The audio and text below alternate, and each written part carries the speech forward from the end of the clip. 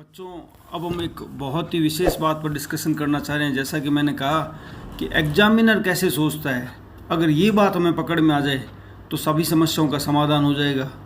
मैंने बार बार कहा है कि वास्तव में कुछ बच्चों को ये लगता है कि शायद बोर्ड में एग्जामिनर अगर थोड़ा हार्ड मार्किंग वाले हैं तो हो सकता है हमारे नंबर कट जाएं, उनको गुस्सा आया हुआ है तो हमारे नंबर कट जाएं, पर ऐसा कुछ भी नहीं है। मैं आपको एक ऐसी चीज़ बताने वाला हूँ, उसके बाद आपका हमेशा के लिए डर निकल जाएगा। क्योंकि एग्जामिनर जो है उसको बोर्ड ने बांध दिया है और बोर्ड ने एक ऐसा सिस्टम डेवलप किया है जिसे स्टेप मेथड कहते हैं। उसमें उसके अकॉर्डिंग ही बच्चे को मार्क्स मिलते हैं। इसलिए आज हम ब्लूप्रिंट की चर्चा कर रहे हैं। उसके बाद में देखते हैं कि किस प्रकार से बोर्ड, जब पेपर होता है बोर्ड का, उसके बाद एक गाइडलाइन जारी करता है। वो जो गाइडलाइन है वो सभी पेपर चेक करने वाले अध्यापकों को भेजा जाता है, एग्जामिनर्स को भेजा जाता है कि आपको इसी गाइडलाइन पे कॉपी चेक करनी है। अगर कोई चीज़ में एक नंबर में 2 बातें पूछी गई है तो फिर आधा आधा नंबर, तो फिर आधा नंबर आपको देना ही पड़ेगा अगर आपने एक चीज़ सही लिख दी है तो। आप देखें ब्लूप्रिंट में यहाँ जो बात मैं पहले भी कर रहा था कि आपके क्या विचार, ऐसी बात बार बार आती है। ये 4 नंबर पॉइंट यहाँ देखें, कौशल और मौलिकता संबंधी इतना वेटेज है। इसीलिए आप देखेंगे कि आपको पेपर में 5 नंबर के बराबर ऐसा दिखाई देगा कि इसके बारे में आपके क्या विचार है, अगर आप शिक्षा मंत्री होते तो आप क्या करते। इस प्रकार की जो चीज़ें वो जानबूझ करके डाली जाती है ताकि आपकी मौलिकता का पता लगे। अब यहाँ हम आगे बढ़ते हैं और आते हैं ब्लूप्रिंट पर। ये ब्लूप्रिंट है बच्चों। तो ब्लूप्रिंट में बच्चे कुछ कंफ्यूज हो जाते हैं। उनको ये लगता है कि सर इसमें 6 नंबर के प्रश्न आएगा, आप मुझे छोटे प्रश्न क्यों करवा रहे हो। जबकि ऐसा कहीं नहीं लिखा गया है कि 6 नंबर के प्रश्न आए हैं तो 6 नंबर की टिप्पणी नहीं आ सकती। मान लीजिए कोई 4 टिप्पणी पूछ ली जाए तो डेड नंबर की 4 टिप्पणी हो सकती है। इसलिए चैप्टर तो आपको पूरा ही पढ़ना पड़ेगा। फिर भी एक लगभग अंदाज़ा लग जाता है कि मैं इस चैप्टर में से एक बड़ा क्वेश्चन आएगा, तो हम जो बड़ी ट्रेंड के क्वेश्चन उनको कर सकते हैं। पर आप इस भ्रांति में ना रहें कि उन क्वेश्चंस को ही सिर्फ 4 बड़े प्रश्नों को ही करना है। कोई बढ़ा करके भी वो क्वेश्चन दे सकते हैं, कोई 2 टिप्पणी पूछ सकते हैं। तो इसलिए आपको इस बात का विशेष ध्यान रखना है। जैसे 3 नंबर प्रश्न ये है, अंग्रेजी साम्राज्य का प्रतिकार एवं संघर्ष। अब यहाँ पर आप गौर करें कि इसमें 6 नंबर का एक प्रश्न आता है। तो इसका मतलब ये हुआ कि 6 नंबर का एक प्रश्न इसमें से आएगा तो ये 2 टिप्पणी करके भी पूछा जा सकता है और एक बड़ा प्रश्न भी पूछा जा सकता है। फिर लगभग इसमें आइडिया लग जाता है। इसीलिए इसको ब्लूप्रिंट है, हमारे लिए महत्वपूर्ण है। साल भर अध्यापक इसीलिए ब्लूप्रिंट के अकॉर्डिंग पढ़ाई करवाते हैं। अब हम आगे बढ़ते हैं कि एग्जामिनर कैसे सोचते हैं और वो किस प्रकार नंबर देते हैं, इस पर हम चर्चा करेंगे। बहुत ही महत्वपूर्ण। इसके बाद आपको बोर्ड में नंबरों की आपके लिए बारिश भी होगी, निश्चित तौर से मैं ये कहना चाहूँगा। जैसे आप देखें, ये पहला प्रश्न है जो बोर्ड गाइडलाइन भेज रहा है अपने एग्जामिनर्स को कि पल्लवकालीन महाबलीपुरम नगर क्यों प्रसिद्ध है। 5 रथ मंदिरों के कारण प्रसिद्ध, जिसमें चट्टानों को तराश कर मूर्तियाँ उत्कीर्ण की जाती है। अब आप गौर करें, सिर्फ इतनी सी बात लिखने का ही आपको नंबर मिलना है। तो कोई बच्चे, किसी को लगता है कि मुझे बहुत अच्छे से आता है, वो 4 लाइन भर रहा है, यहाँ आप 4 लाइन भरोगे, आगे आपका कोई प्रश्न छूट जाएगा। यहाँ एक बहुत अच्छी बात है जो मैं आपको बताना चाहता हूँ इस ब्लूप्रिंट के माध्यम से कि पृष्ठ संख्या 16, ये बात बहुत दिनों से मुझे बच्चों को बताने की इच्छा थी कि इसका मतलब ये हुआ कि बोर्ड जो भी पेपर बनाता है वो अपनी टेक्स्ट बुक में से ही बनाता है। जबकि कुछ बच्चों की भ्रांति रहती है कि क्या मैं कुछ अलग किताब से या पासबुक से कोई एक्स्ट्रा प्रश्न याद कर लूँ, कोई अतिरिक्त चीज़ याद कर लूँ, अतिरिक्त ज्ञान प्राप्त कर लूँ। वो किसी काम का नहीं है, क्योंकि बुक का पेज नंबर 16 है तो 16 में ही ये लिखा हुआ है। इस प्रकार ये सारे देखें यहाँ पर आप बच्चों कि जितने भी सबके पेज नंबर उन्होंने लिख रखे हैं, ये देखो सबके पृष्ठ नंबर उन्होंने डाल रखे हैं यहाँ पर। ये शो करता है कि आज के बाद आपको कभी भी एक्स्ट्रा चीज़ नहीं करनी है। जो बुक को पढ़ेगा या बुक के संबंधित जो प्रश्न है वो करेगा, पासबुक से भले ही पढ़ें पर बुक के संबंधित प्रश्न करें। बहुत अतिरिक्त प्रश्न, गहराई वाले प्रश्नों में जाने की आवश्यकता नहीं है। अब आप देखें दूसरा नंबर प्रश्न कि वर्तमान में अस्तित्व रखने वाली शेरशाह द्वारा निर्मित सर्वाधिक लंबी सड़क का नाम बताइए। Grant truck road. मैं यहाँ 2 बातें कहना चाहता हूँ। पहली कि जो भी प्रश्न आपके आते हैं सामान्यतः उसमें से ज़्यादा कोशिश यही रहती है एग्जामिनर की वो वर्तमान से जुड़ता हुआ हो। इसलिए ऐसी जो भी चीज़ आपको लगे जो वर्तमान से जुड़ती है उनको कर लेना चाहिए। चूँकि ग्रांड ट्रक रोड का अब भी महत्व है, इसलिए इस चीज़ को बताया गया। इतिहास की बहुत सी बातें दी गई, उसमें से यही प्रश्न उठ के आया। क्यों? क्योंकि वो वर्तमान को जोड़ रही है। ऐसा बोर्ड के एग्जामिनर्स का ट्रेंड रहा है और थोड़ा सा इंटरेस्टिंग भी हो जाता है। कॉमन सेंस का भी ज्ञान उनको पता लग जाता है बच्चों को कितना है, इसलिए इस प्रकार के प्रश्न पूछे जाते हैं।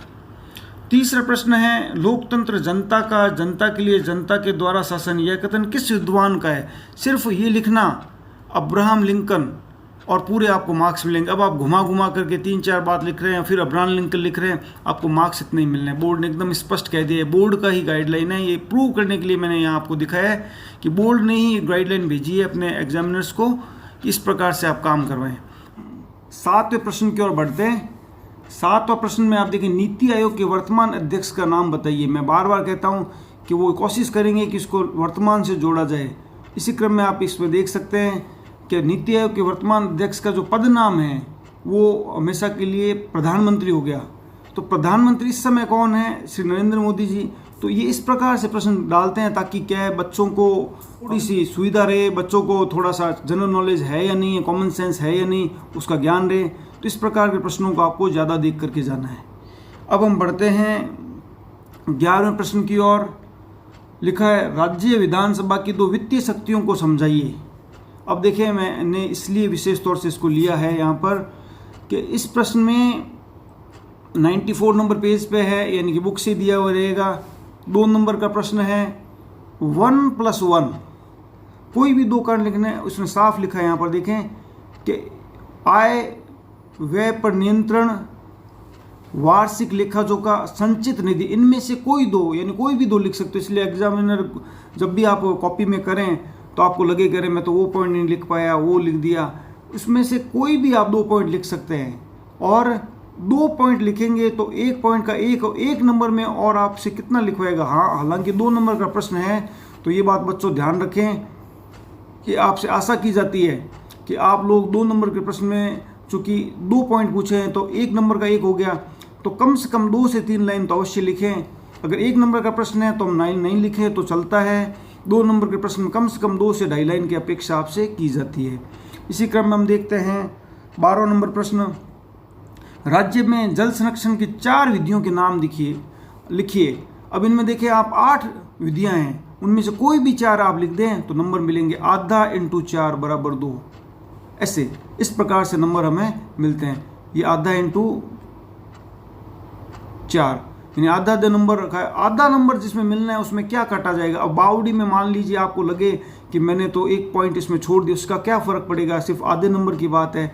आधा नंबर में आपको बावड़ी के बारे में बताना है, उसके बारे में 2 लाइन तक लिखनी है, 3 लाइन तक लिखनी है, पर इसमें कोई 1 लाइन रटी रटाई ना हो, कुछ छूट जाए, उसका कोई खास फर्क नहीं पड़ता। मेन बात आ जानी जरूरी है।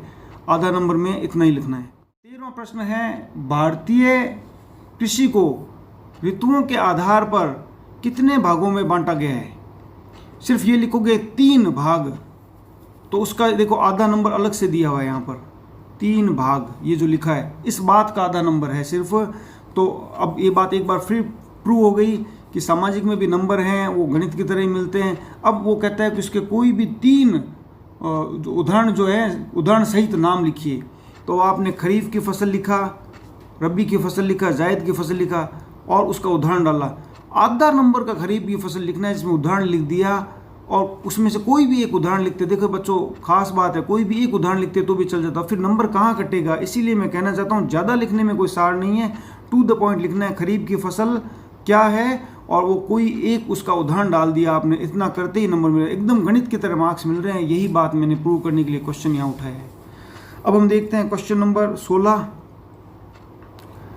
2 नंबर का प्रश्न है। 2 नंबर के प्रश्न में आपसे आशा की जाती है कि कुछ आप सब पॉइंट में भी आंसर डालें। 1 नंबर में तो टू द पॉइंट सीधा लिख सकते हैं और 2 नंबर के प्रश्न में आप थोड़ा सा कुछ इसमें विस्तार डाल दें, यह आपसे आशा की जाती है। 16वां प्रश्न है, जनसंख्या वृद्धि किसे कहते हैं? इसके कोई 2 कारण बताइए।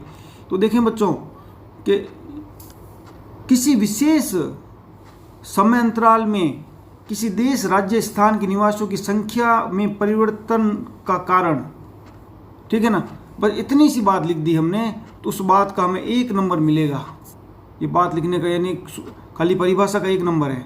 अब रह गया कि भाई कोई कारण लिखे। आपके पास ये कुछ नहीं, यहाँ पर 3 कारण दे दिए इसने कि जन्म दर अधिक होना, मृत्यु दर कम होना या प्रवास। अब इन 3 में से जो आपको कारण 2 अच्छे लगे हैं वो 2 कारण आप डाल दें, आपको नंबर मिल जाएंगे। कोई भी कारण छोड़ सकते हैं, जो 2 अच्छे याद हो वो डालें। इसलिए जितने भी बार दें कि भाई कोई भी 4 सुझाव दीजिए, जो 4 अच्छे सुझाव याद कर ले। इसीलिए हम कहते हैं कि कुछ न कुछ आपको बच्चों याद करते रहना चाहिए।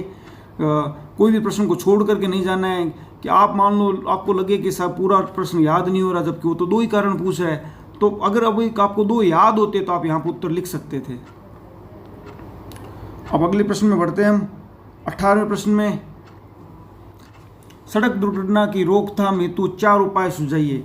पाठ्य पुस्तक, देखो इतना ज़्यादा बोर्ड इसको वेटेज देता है कि पाठ्य पुस्तक के 204 व 205 में 4 सुझाव अपेक्षित। बस 4 कोई भी सुझाव लिख दो, उनसे कोई मतलब नहीं है, आपको पूरे मार्क्स मिलेंगे।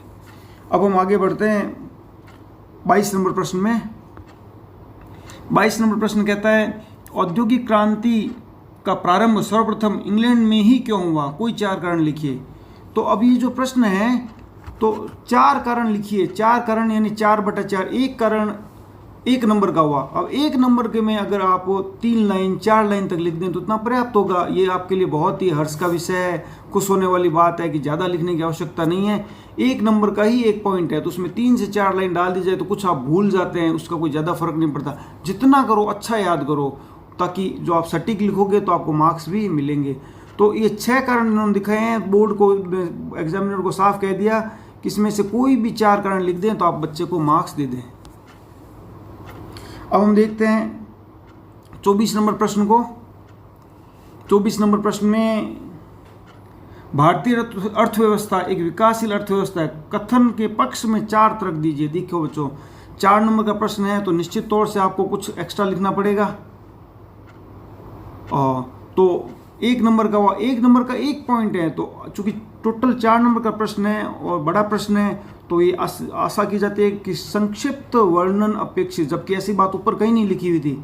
सिर्फ बड़े प्रश्नों में ये बात लिखता है कि संक्षिप्त वर्णन, वो भी संक्षिप्त वर्णन अपेक्षित कह रहा है वो, यानी कि 1 पॉइंट में आप 3 से 4 लाइन लिख दें तो वो पर्याप्त होगा। 4 नंबर को 4 भागों में बांट दिया तो बच्चों इससे ज़्यादा गणित क्या होगी। अगर किसी बच्चे को पूरा पेपर आता है और वो हर प्रश्न में कुछ न कुछ लिखता है तो आप बताइए उसके 90 से नंबर कम कैसे हो सकते हैं। इसी क्रम में हम देखते हैं 27वां प्रश्न, भारतीय राष्ट्रवादी आंदोलन के दौरान 1919 से 47 की प्रमुख घटनाओं की विवेचना कीजिए। और यहाँ लिखा है कोई भी 3 मान्य है, कोई भी 3 मान्य, यानी इनमें 6-7 में से कोई भी 3 कारण आप लिख दें और तो वो 3 कारण मान्य हो जाएंगे आपके। बस सन लिखना महत्वपूर्ण है, सन को ज़्यादा वेटेज मिलता है। सन लिख दें और कोई भी 3 कारण लिख दें। और विस्तृत संक्षिप्त वर्णन की बात करता है, बोर्ड भी कह रहा है संक्षिप्त वर्णन लिखें आप।